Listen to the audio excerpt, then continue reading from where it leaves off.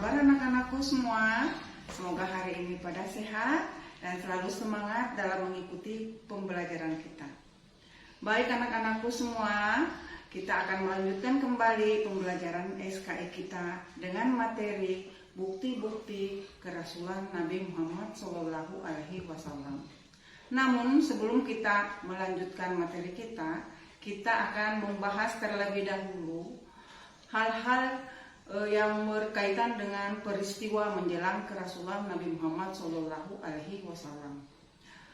Anak-anakku semua, menjelang usia 40 tahun, Nabi Muhammad SAW banyak sekali menemui peristiwa-peristiwa yang menakjubkan di masa hidupnya. Peristiwa menakjubkan yang pertama yang dialami Nabi Muhammad SAW dari dosa adalah ketika pada suatu malam beliau akan menghadiri suatu pesta perkawinan di Baitullah. Namun ternyata di acara tersebut ada pertunjukan kemaksiatan. Sebelum beliau sampai ke acara tersebut, mata beliau sangat mengantuk dan akhirnya Rasulullah tertidur sangat pulas dan terhindarlah beliau dari kemaksiatan tersebut. Anak-anakku sekalian, sekarang kita akan mempelajari bukti kerasulan Nabi Muhammad SAW. Kalian simak baik-baik video pembelajarannya ya Nanda. Bukti kerasulan Nabi Muhammad yang terbesar adalah adanya mushaf Al-Quran. Al-Quran merupakan wahyu Allah yang diturunkan kepada Nabi Muhammad SAW. Al-Quran merupakan pedoman hidup bagi manusia. Al-Quran juga merupakan bukti kerasulan Nabi Muhammad SAW dan merupakan mukjizat terbesar yang diturunkan Allah kepada Nabi Muhammad SAW. Anak-anakku semua, sekarang kita melihat tentang turunnya syariah agama Islam. Semua ajaran atau syariah yang dibawa oleh para nabi dan rasul berisi tentang tauhid atau keesaan Allah. Semuanya berpedoman kepada kitab-kitab yang diturunkan kepadanya. Syariah yang dibawa oleh Nabi Muhammad SAW berpedoman kepada kitab suci Al-Quran. Agama Islam tidak hanya mengatur kehidupan manusia di dunia, tetapi juga berisi tuntunan agar selamat di akhirat kelak. Agama Islam menyempurnakan agama-agama yang dibawa oleh para nabi dan rasul sebelumnya. Oleh sebab itu, agama Islam ini sebagai bukti kerasulan Nabi Muhammad SAW.